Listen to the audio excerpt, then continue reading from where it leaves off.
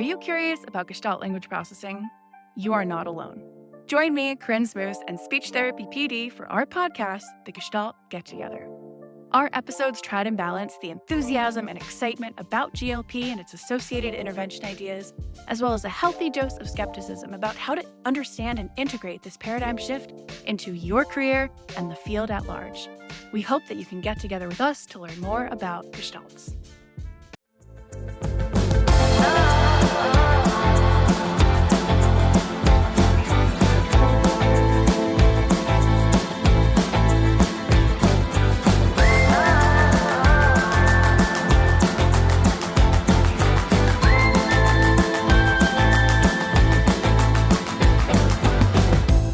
Hi, and welcome to Understanding Dysphagia podcast, a 10-part series with Dysphagia Outreach Project. I am your host, Michelle Dawson, MS, CCC, SLP, CLC, regularly the host of First Bite, Fed, Fun, Functional, a speech therapy podcast sponsored by SpeechTherapyPD.com. In honor of Dysphagia Awareness Month, the Dysphagia Outreach Project has pooled some of their amazing leaders together to share their knowledge with the world in hopes of raising awareness about dysphagia across the life continuum, as well as raising awareness regarding the dynamic volunteer work that DOP does every day for individuals of all ages with dysphagia. And this episode is dedicated to stroke. So without further ado, please allow me to introduce today's guest. Also, I totally love this woman, so I'm so happy we get to do this one. Today we have Sarah Breshears. She's an SLP in her 6th year of practice working in an acute hospital setting, as well as providing teletherapy for children with exceptional learning abilities as a travel SLP in Destin, Florida. She is the creative powerhouse behind Short and Sweet Speech and the Instagram manager for Dysphagia Outreach Project. She leads a team of 5 women who work to create content that is engaging, informative, and reaches those who would benefit from DOP's mission. Sarah is a self-proclaimed CEU addict and has earned 2 ASHA ACE awards in as many years. Sarah found her love for dysphagia in grad school during the clinical rotation working with head and neck cancer patients. She sees the impact that participation in mealtime and social events that all seem to involve food and drink can have on one's quality of life. Helping her patients get that piece of normal, getting that back, that's her biggest motivation. When she's not working or taking CEUs, she's mommying 2 Frenchies, Betty White and Jack Black, who have their own Instagram account, and I highly recommend that one. Or she's bringing a little bit of optimism and positivity to the SLP Insta community. She most recently founded Social Moguls, a social media management agency, to serve other healthcare providers looking to diversify their resume and increase their independence. P.S. I am a huge fan of Social Moguls, so go check her out in the land of Instagram. And y'all, Sarah is an avid traveler, scuba diver, and oral care advocate, and the brains behind that fabulous sticker, Girl Brush Their Teeth, which I may or may not have a bookmark on my laptop and on the dry erase board in my office. I need to get one for the boys' bathroom and just remind them every day. But yay, Sarah, here. Good morning. That is like the best intro I think I've ever had. Ta-da! Yes, but I'm serious. I need to get a sticker to remind the boys to brush their teeth every morning and put the toilet seat down. Like, boy, mom problems. I can make you one of those.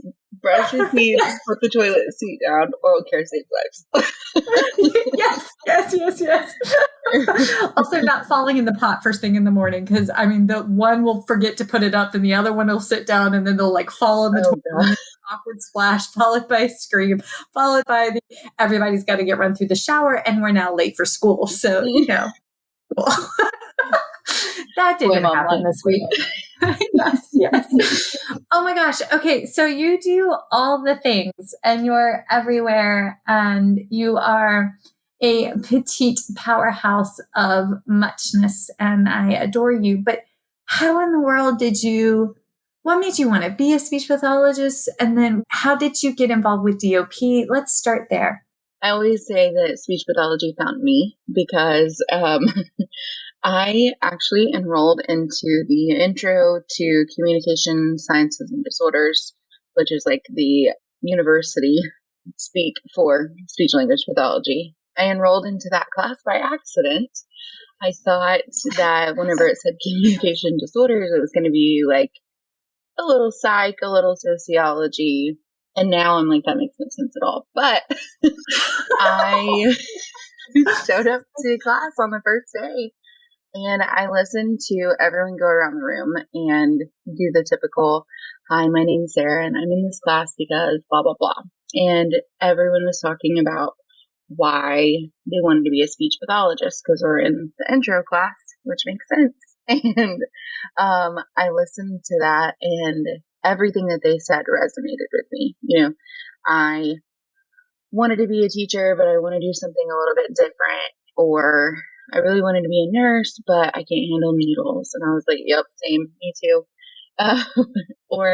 Some people were in the class because they had received services from a speech pathologist or their grandpa or, someone they've seen our work firsthand. And so I had been kind of praying and trying to figure out what I was going to be whenever I grew up because it was January of my senior year of college and that's a good time to figure that out. And so my mom just said, don't put a question mark where God has put a period. And we didn't. We changed my plans to graduate. I did another year of undergrad to get prereqs and then I went on to grad school. So it kind of found its way to me. That's amazing. And that is totally a God wink moment. Bear and I were talking about that this morning at breakfast over donuts and how every once in a while flips you an extra donut that you didn't order. And that's a God wink moment. Like, surprise. I like your mom's statement. She was a wise one for sure. Flash forward because you and I will both get super emotional and then my Irish eyes will start being honest. But how did you get into DOP? Back in October, a couple of the directors had approached me and we had just connected through Instagram and they had seen my short and sweet speech page and kind of my tone and like the voice of that brand.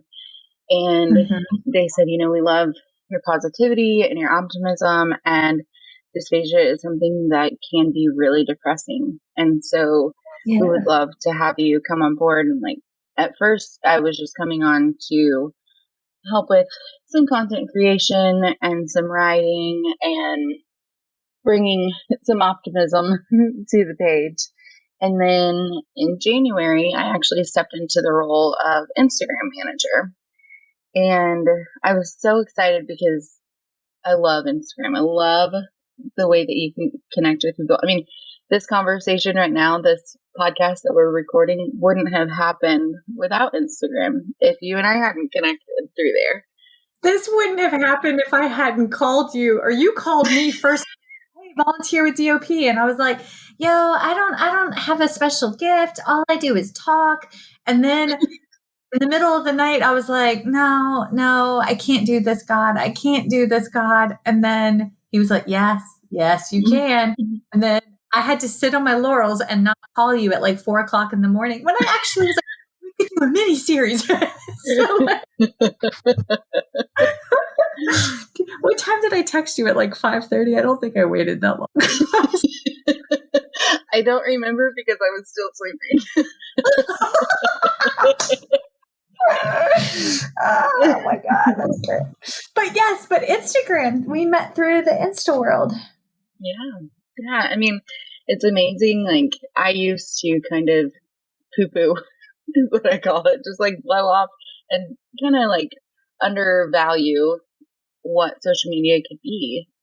And it has changed so many lives. I mean, just through DOP being more visible and more people knowing about it to either support it or get the resources that they need. And it was super important to me whenever I came on board that I wanted to make sure that we weren't just another account sharing the research, because I think that's wonderful. And it's amazing that we have that right there on our Instagram.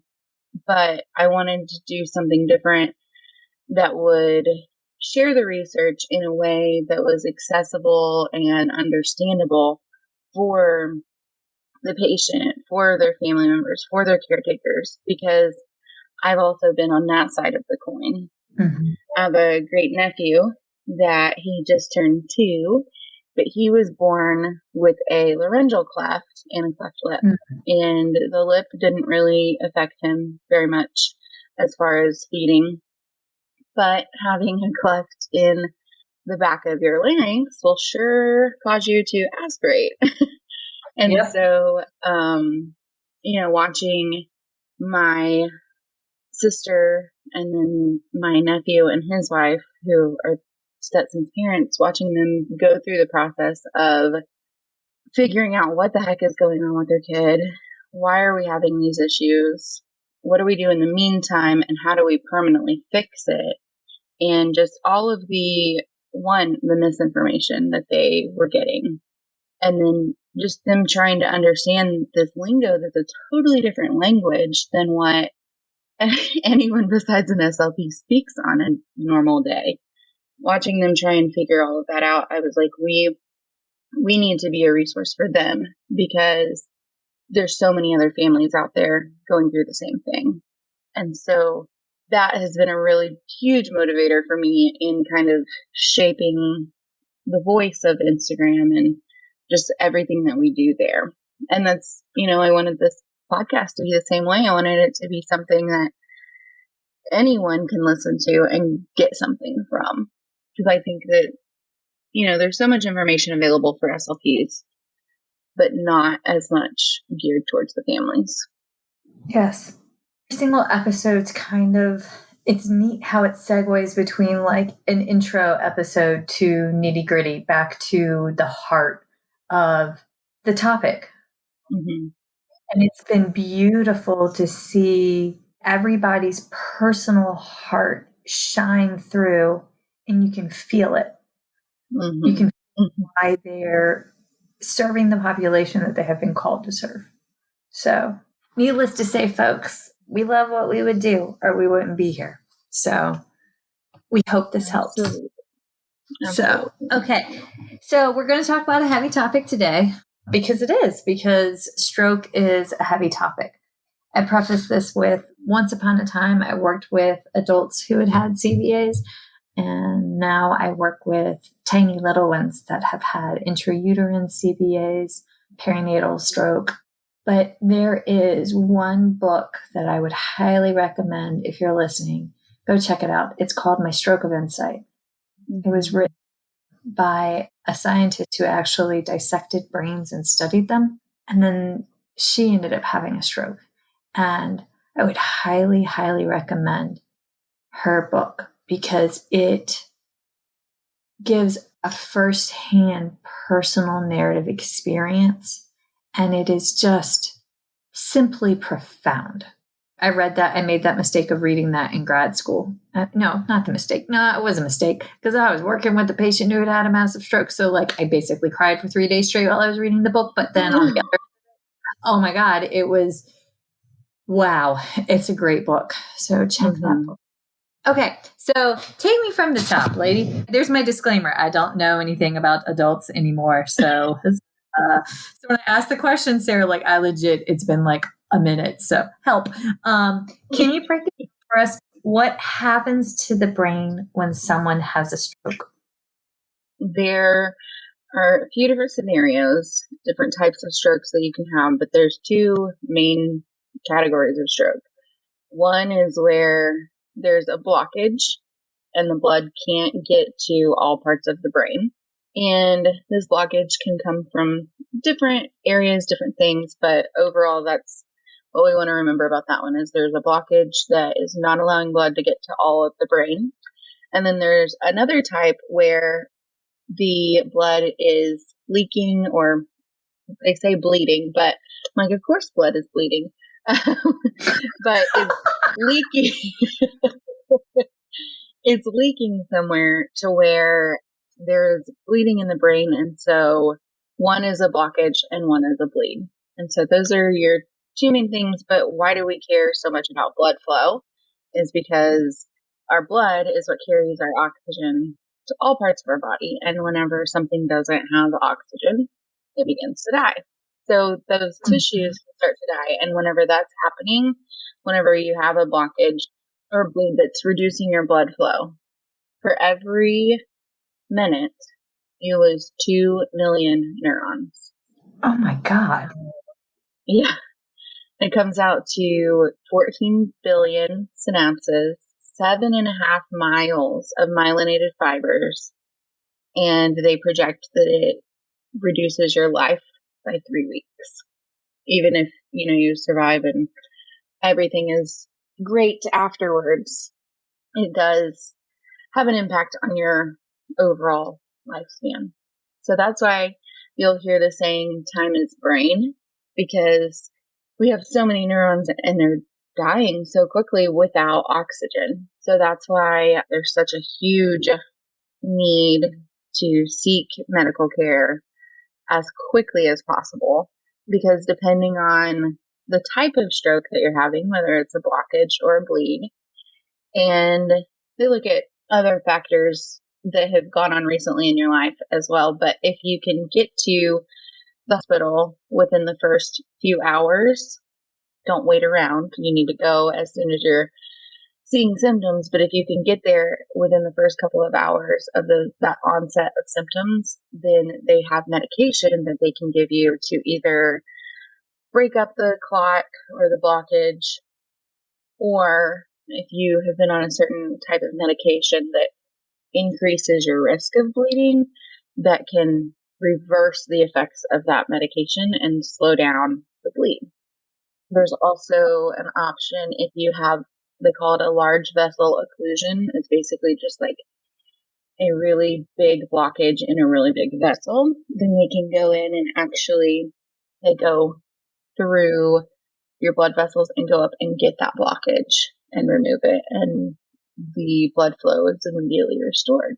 So important that you get there as soon as you notice any kind of symptoms, because time is brain. Yes.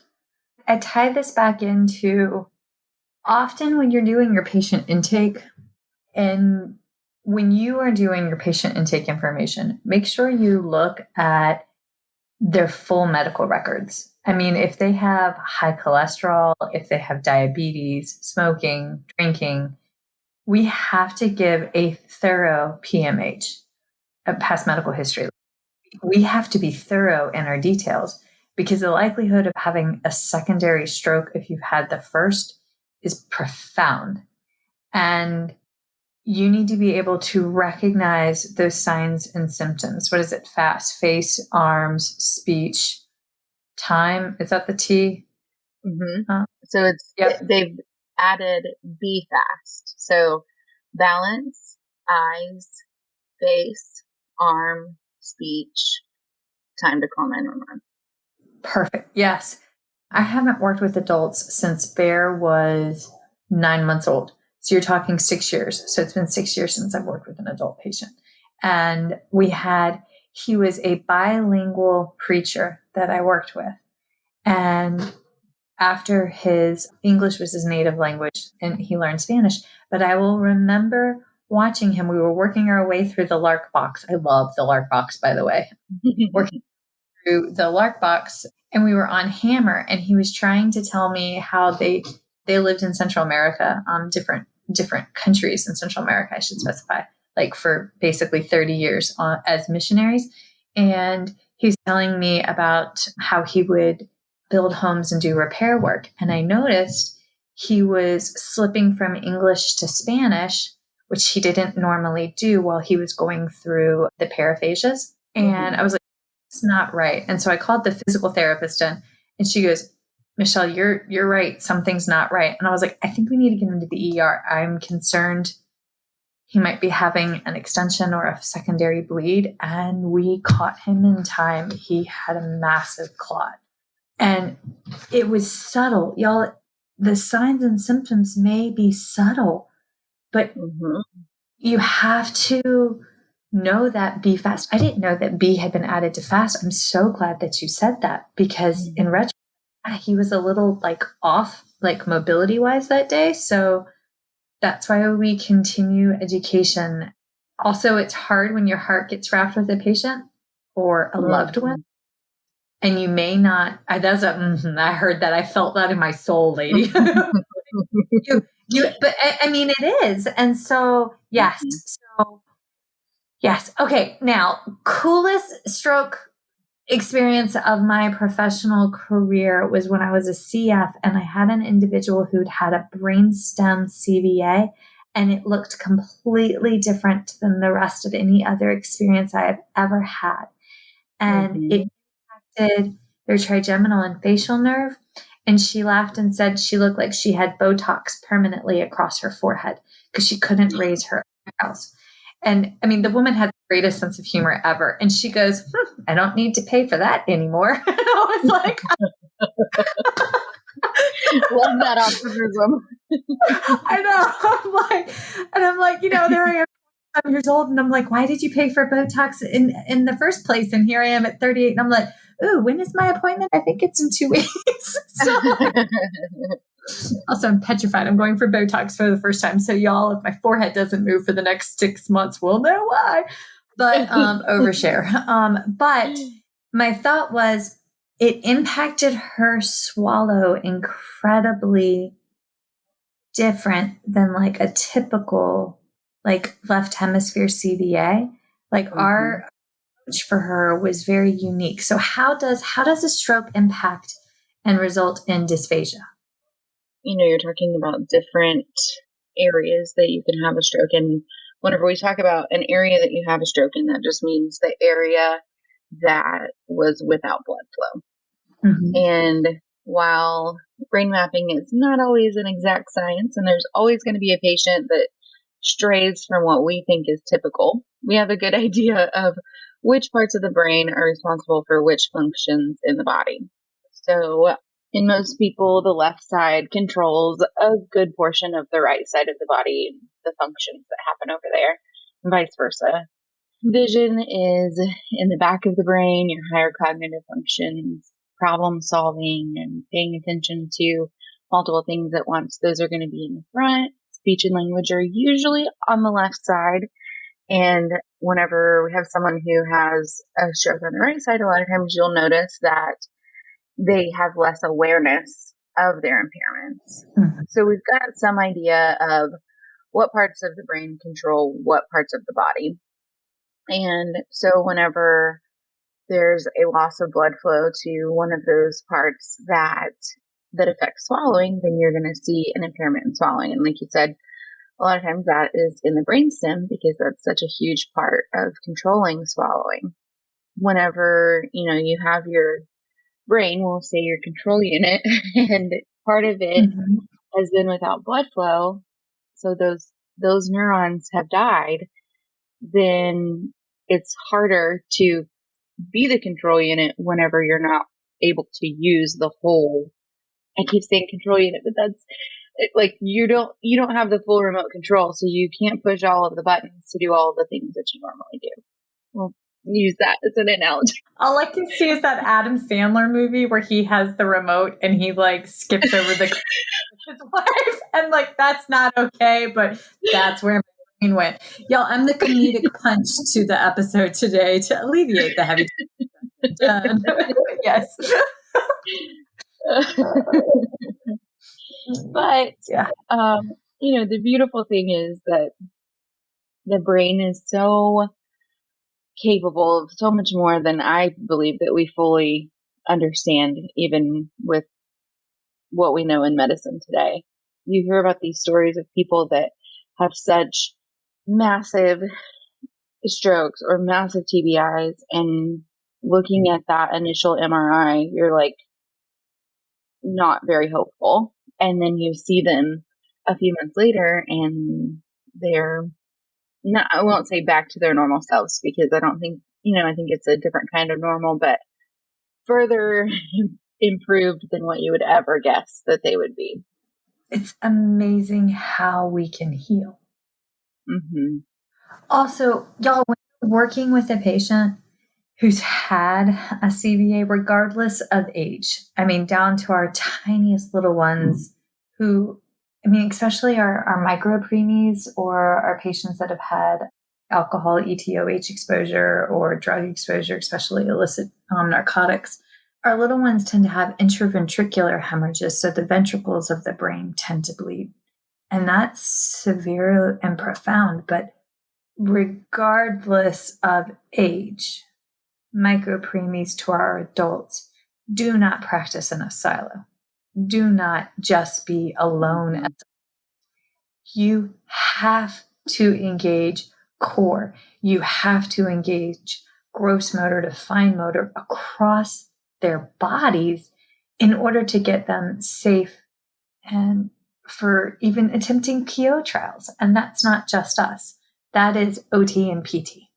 So we're allied health for a reason. We have allies.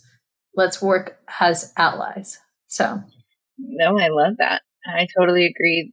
That was, something that we would do working with adults, not even with babies, but go in and do co-treats, because if you can help them in multiple areas at once, you're going to see greater gains. Yes.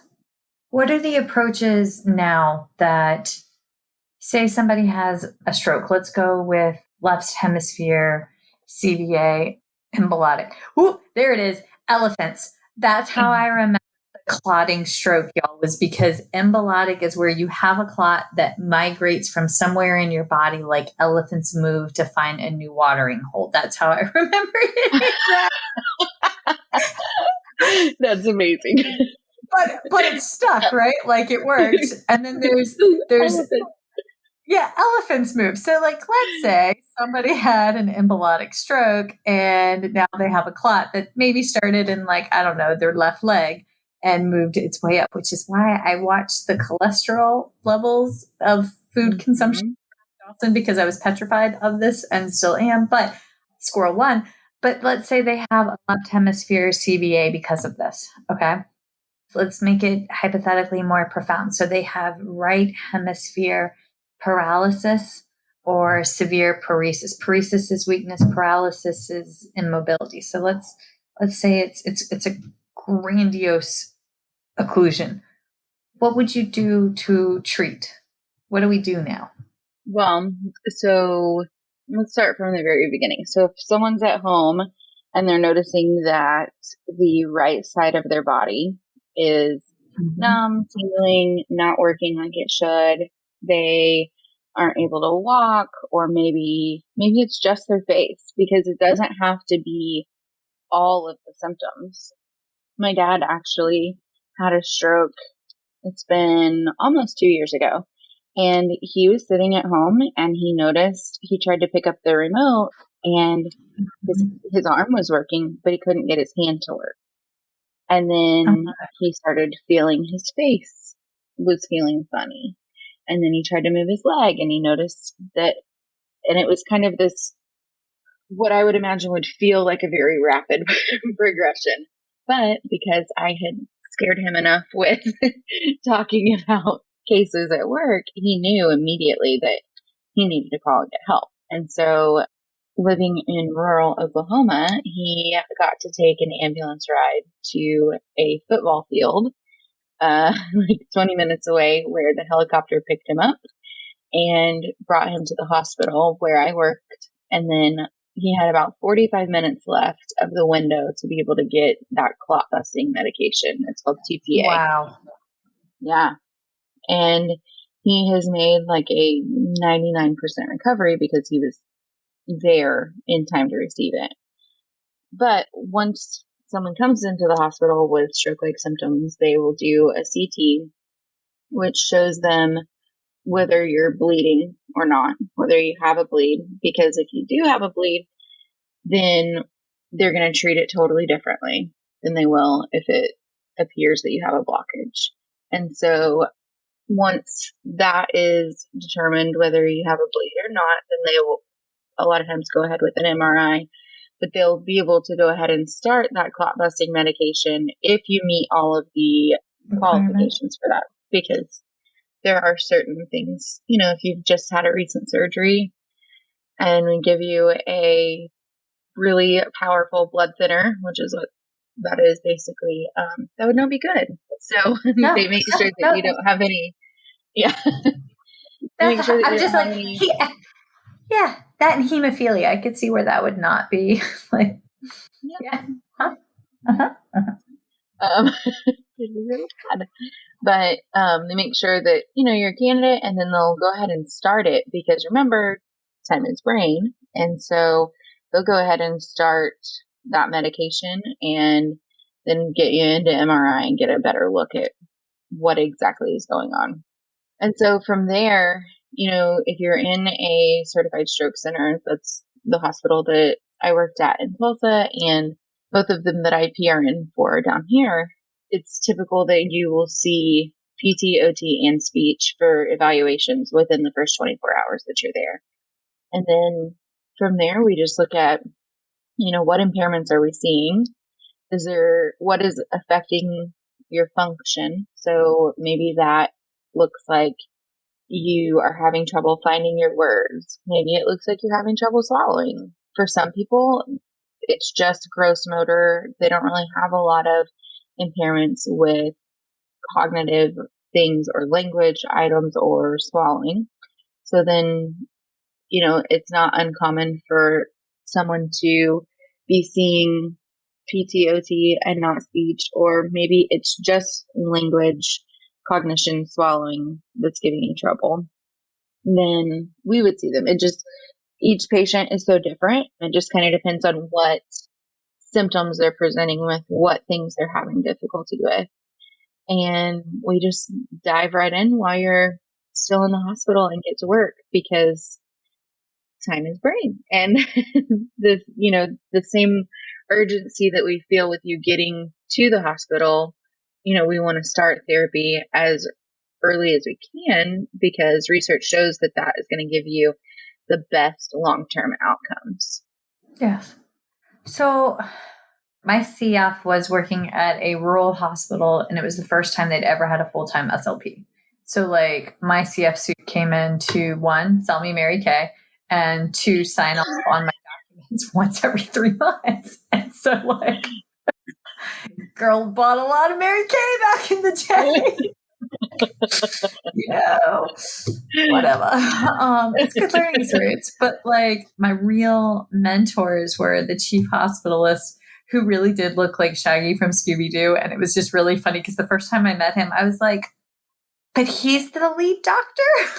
Because you look like Shaggy from Scooby-Doo. But the man was brilliant.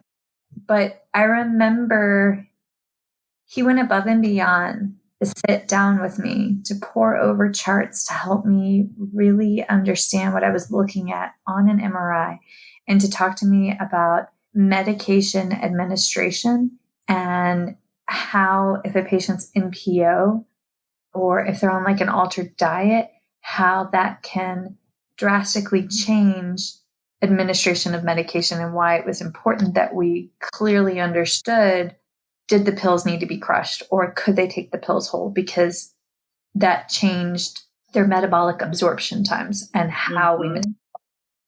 But I remember going through that, also expressing my concern to him that the nurses tell everyone to do a chin tuck when they swallow. For my patients that have had a unilateral CVA, that's not always right. Mm-hmm. So can you explain the why? Thank you. Oh my God, yes.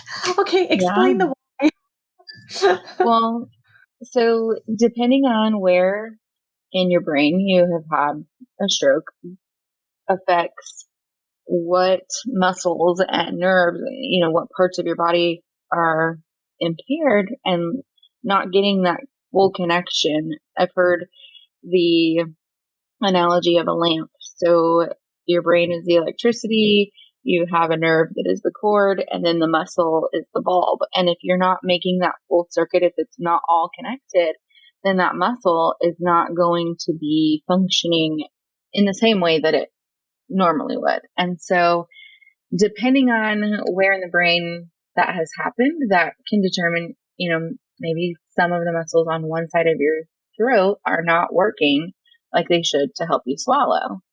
And so the chin tuck is something that I have seen really help patients, but I've also seen patients that it actually made it worse. It made them aspirate more. So if anyone's listening and doesn't know what aspirate is, that is whenever you swallow and it goes down the wrong pipe, basically. Sorry. Bruce choked on water yesterday morning and he goes, it went into my trachea, Mom. It did not come in. I was like, that's normal for an 8-year-old. Sorry. Love that boy. Oh, God, that's great. Okay, continue. Sorry. That's hilarious. Yeah. But so the chin tuck, I'm not sure when or why it became so widely recommended by a lot of times people who are not as specialized in swallowing as a speech pathologist. But it's something that I run into fairly regularly, that people say, oh, well, the so-and-so told me just tuck my chin and it'll be fine. And I'm like, well, did they scope you to tell you that, or did they use fluoroscopy to tell you that? Because if they didn't do either of those, you could be making it worse. And that's something that, I've seen multiple times. You have a patient who maybe they're aspirating with thin liquids whenever you do your modified barium swallow study or your V's. And so depending on what that looks like, what we're seeing, you might have them try to tuck their chin down to their chest and swallow like that. Because again, depending on what's going on, what muscles, what nerves, what parts of the brain are affected, it may help protect that airway and keep the food and liquid out of it. But it could also make it worse. And it's just something that we do not, no human being has the power to know without using either fluoroscopy or a scope to take a look and see what's actually happening.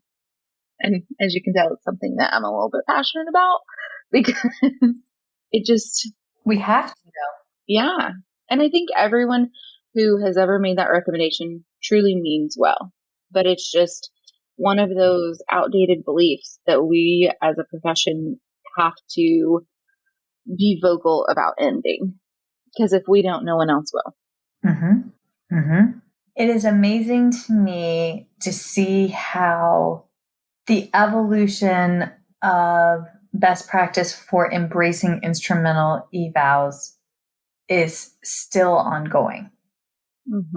And I say that because, the facility that I worked at when I started all those years ago, they didn't have instrumental swallow eval capabilities, right? They were stuck with clinical swallow evals. We just didn't have it. It was super rural. So I understand budget constraints, distance, but that's where we have to advocate. And to my knowledge, JCO, the Joint Commission of Health, still comes in. They go through and look at hospital-acquired pneumonias, and you get points or dings. And when you have hospital-acquired pneumonia, especially an aspiration pneumonia, for a patient that came in with a stroke or came in with a TIA, but somebody inadvertently, meaning well, gave them misinformation, and now they have aspirated based upon that misinformation. First and foremost, it's a patient safety issue. And second, the hospital is going to get dinged. So you as the speech pathologist listening, you as the caregiver listening, you as the patient listening, have the ability to say, this is a problem. Now, if you've had a stroke, your ability to say that may be through written communication, a communication device, and all sign language, a different ways, eye gaze. But we can advocate for that change. And remember, you're the source of change. Dun, dun, dun. As soon as you said that, my first thought was, and it's our job to advocate for that change. Because it makes me think of, if you're sitting there and your friend has this raging headache and you have Tylenol in your purse and you have the ability to help someone, but you're not offering it, then what are we doing? Because it may feel like you're helping someone by recommending a chin tuck to everyone, but really, like, that could be making it a whole lot worse. And it really can be life or death for some patients. And, that sounds dramatic, but whenever, like you said, you have a patient that develops pneumonia, some systems aren't poised to recover as well from that as others. And it can be a slippery slope. I mean, I remember it was probably 2015 or 16. I was wanting so badly, so badly to get back into the medical world. And one of the ways that I was looking at doing that is through travel therapy. And I flew down to Bainbridge, Georgia. It was a tiny, tiny little town, and interviewed with a hospital. Bainbridge? I got to Google that because I've never even heard of that, but continue. Sorry. But, I wanted a hospital so bad. And I know so many SLPs have felt this. You want a hospital job. And I was offered one, but they did not have the equipment or the setup or the capabilities to use any kind of instrumental assessment for dysphagia. And I turned it down. I said, I can't work like that because you're not giving me all the tools that I need to do my job. And so I turned it down. And, that I wanted a hospital so bad, but I just know that is part of our toolkit that everyone should have access to. And I know that that's not the case in all situations, and not everyone can turn down a job because of it. But I think that it's our job to continue to make noise, be the squeaky wheel, bring the evidence to light, and, make that change happen. I just Googled Bainbridge, Georgia. That is really, really tiny. If you're from Bainbridge. Yeah. Actually, it's funny because last weekend I went to Tampa for a fees course, and driving between Destin and Tampa, I went just like 20 miles south of Bainbridge, and somewhere I never thought that I would see or think of again after I left. But it's all right. I didn't realize Chattahoochee was like an actual thing aside from that song. Chattahoochee's an actual city really close to Bainbridge. So like, yay for maps. Also, if you're from Chattahoochee or Bainbridge, please know we say all this in jest. Huzzah. Disclaimer. Okay. All right. Wait. All right. So we go through and we're doing chin tuck and positioning. What other exercises? What other therapies do you commonly go to? Because there is a quote by Jerry Logeman, and I don't know where I saw it. Jerry Logeman, y'all, is the godmother of dysphagia, right? I would have loved to have been alive to have met her, right?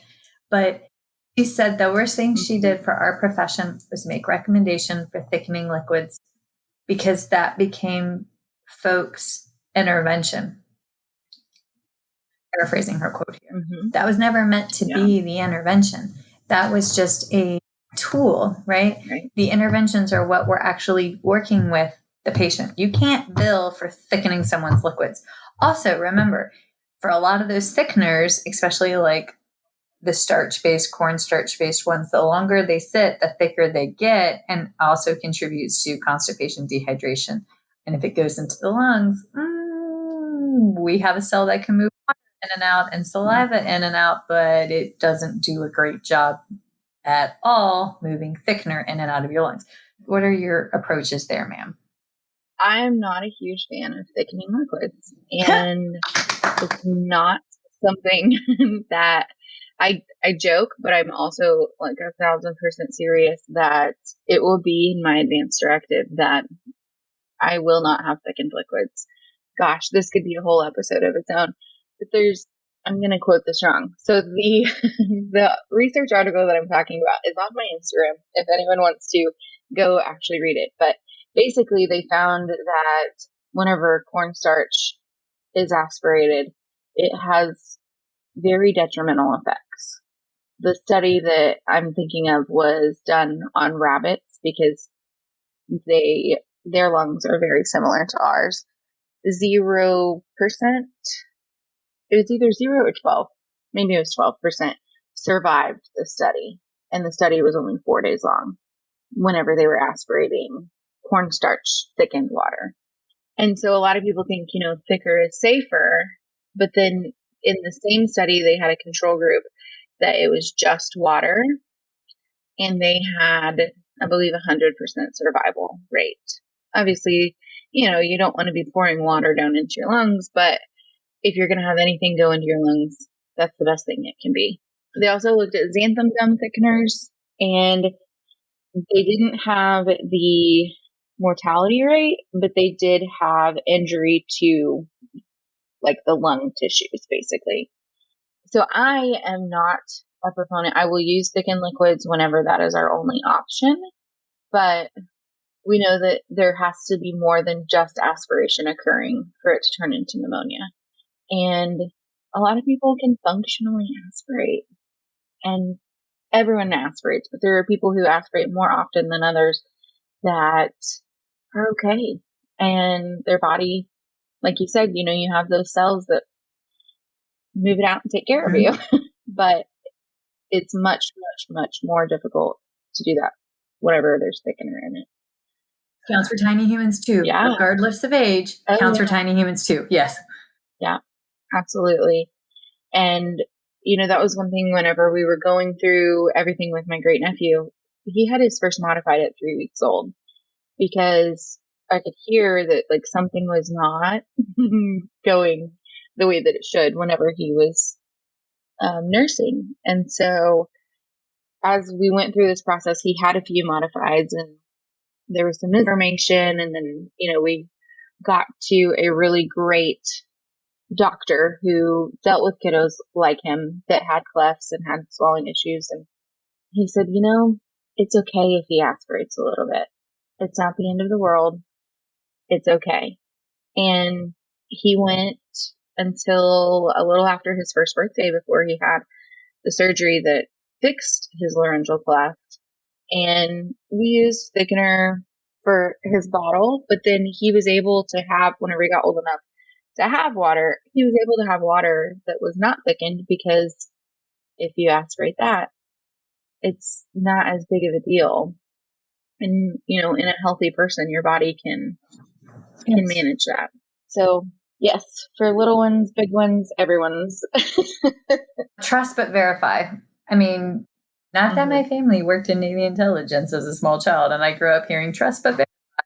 But trust but verify. Go back and read the research articles yourselves, and you will understand why we're making those recommendations. Now, for my infant, toddlers, children that have had strokes, I get the instrumentals, but for me personally, my therapeutic approach to and strategies for intervention are external pacing, changing flow rate, positioning, but first and foremost, strengthening core. If you build a house on sand, it will shift. If you put your house on rocks, it will stand firm. And for little ones that have had a stroke, as they are growing and maturing, we have to remember, and I'm going to butcher the technical term, proximal distal development. It's core. Infants learn from their belly button. If you put a dot right at their belly button, we grow out from our core to our head and tips of our toes, and from our core out to our fingertips. That's how we develop, which is why tummy time is so key. And there's killer research as to, it was in an ASHA CEU 13 article from 2016, 2017, I can't remember when, but what they did was they put the baby, they took 2 control groups. They did baseline swallow studies with some toddlers that had varying levels of neurologic deficits, right? They put the babies in one group. They did traditional speech therapy only, like pacing, the flow rates of nipples. That's it, right? And these patients were all aspirating thin liquids.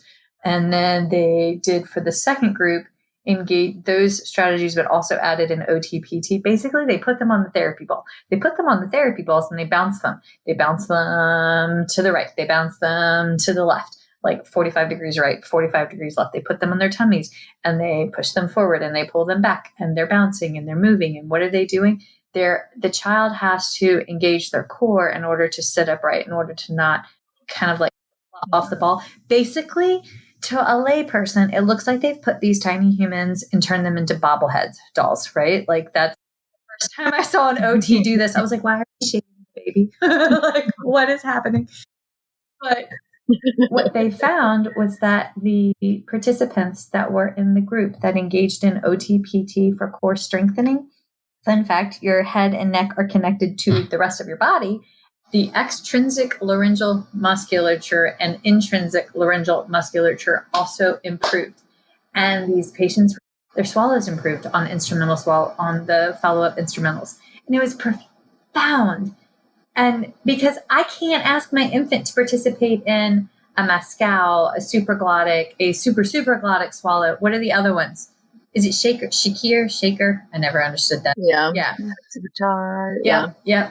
But I mean, we've got those, and I don't know the technical term for it, but it's like the orange ball. We would have like an orange ball. You put the orange ball under your chin and you swallow over the orange ball to like helps with like hyolaryngeal exertion. I don't know if you still do that, but I did that like 15 and those are pieces that we have to actually do a therapeutic intervention that's not just thickening. Mm-hmm. Yeah. So we talk about, is it a compensatory strategy? Is it something that is helping us, but not really changing long-term what's going on?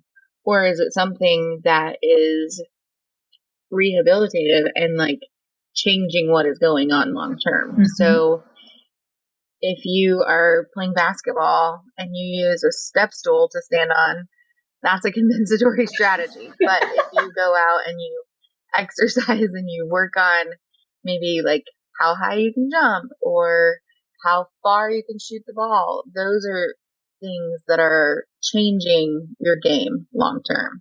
And so I think it's so easy to just throw thickener at someone and say, okay, well, that works, and just leave it. And that was never intended to be a long-term thing.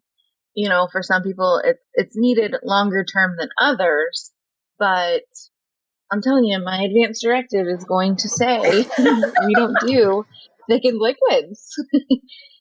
And, you know, we owe it to our patients to put in the work and do the work and teach them how to do the work so that doesn't have to be a life sentence.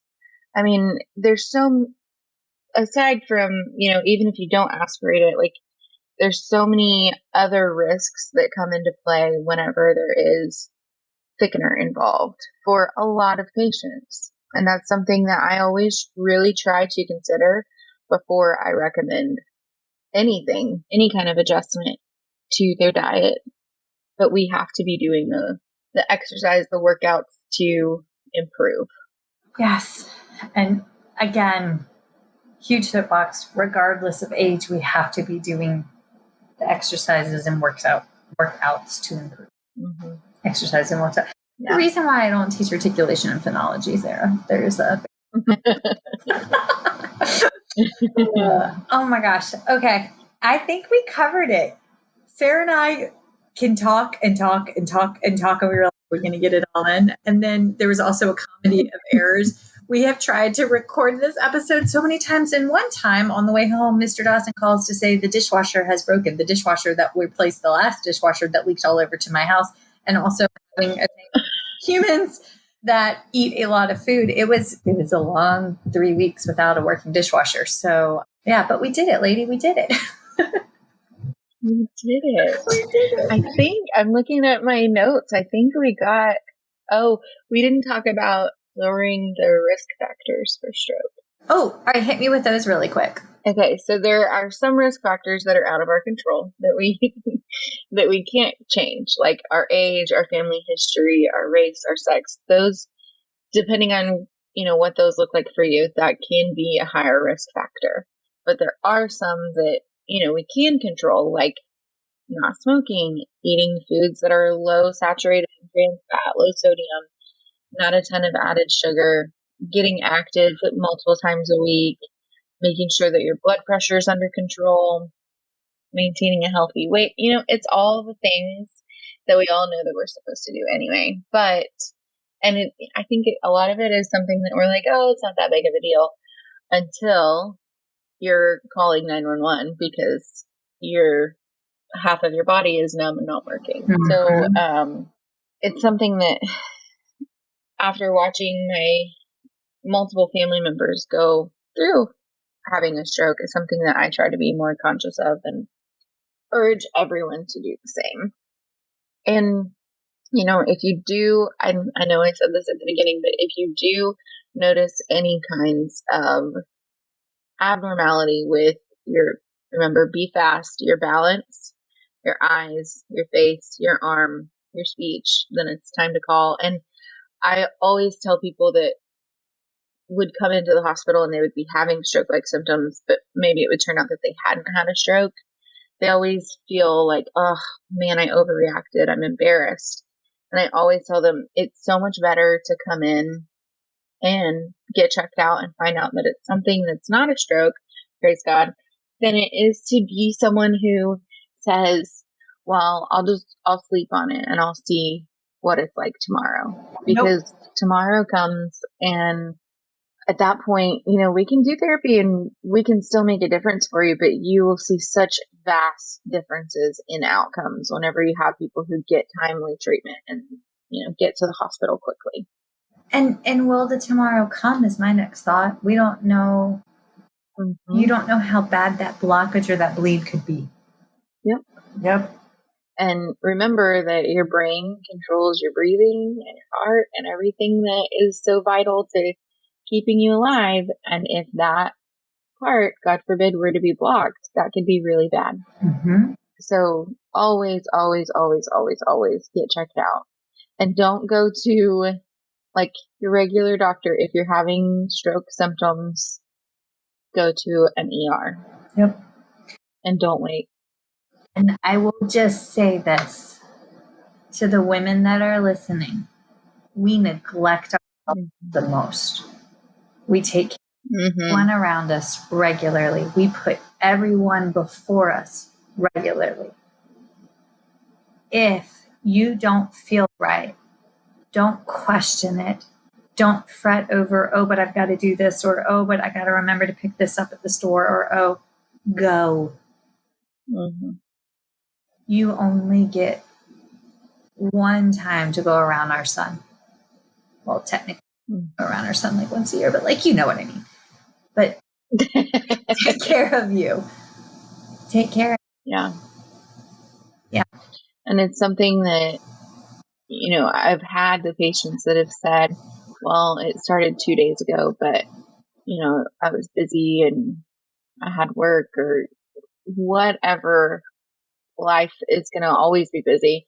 But they always have this, this sense of remorse and regret that they ignored it and put it off and didn't get help faster because they knew something was going on. And, we don't have like built-in breaks into our schedule, like, oh, go to the hospital and get checked out to see if I'm having a stroke. It's something that is not convenient, but it can be like life-saving. Mm-hmm. All right. Oh, it's a heavy topic. We had to do it. Hopefully you're better for it. I know I am. I didn't know about be fast, so thank you for telling me about the B. Balance. And I forgot the E. Oh my God, I'm a terrible student. B is balance. E. Eyes. Oh yeah, eyelid. Yep. Okay. Blurred. If your vision is, actually my nephew's wife was 20 years old and called me to say that she was being transported to my hospital because they thought she had had a stroke. And I laughed whenever she told me this. I was like, you haven't had a stroke. There's no way. You're 20, you're healthy, you don't have any risk factors. And it was her vision that had gone, she basically got tunnel vision, and then it resolved very quickly. But luckily she got checked out because we found out that she had a hole in part of her heart that had caused it. But so yes, vision may be your only symptom. Yeah. But it doesn't mean that it's not a stroke if you're only having, one or two. So yes, don't forget the eyes. Yes. Okay. All right. Be fast. Awesome. All right, lady. Be fast. Folks, if you want to volunteer, if you know somebody in need of supplies, equipment, reach out to Dysphagia Outreach Project. You can find them and their phenomenal Instagram account on Dysphagia Outreach Project on Facebook, on Instagram. We appreciate y'all for joining us on this 10-part mini-series and hope it put a smile on your heart as well as filled your cup. Sarah, I simply am in awe of you and everything you do. So thank you so much, sweet friend, for being amazing. Well, I feel the exact same way. Thanks, everybody. Thanks, Sarah. Thank you. Hey friends, thank you so much for listening to Understanding Dysphagia. Remember that if you'd like to earn credit for this episode, complete the accompanying audio course registered for ASHA CEUs on speechtherapypd.com. And if you are interested in joining speechtherapypd.com, I have some exciting news. This month, in honor of Dysphagia Awareness Month, June 1st to June 30th, 2021, for every registration with speechtherapypd.com that uses the coupon code capital D, capital O, capital P for Dysphagia Outreach Project, $10 will come off every single subscription, every price, whether you want the little package or the big package, and that $10 will in turn be donated to Dysphagia Outreach Project. So if you want this episode that grew your evidence-based practice to pay it forward a little bit more, join speechtherapypd.com and don't forget to use the coupon code DOP for Dysphagia Outreach Project. Happy learning, y'all. Bye.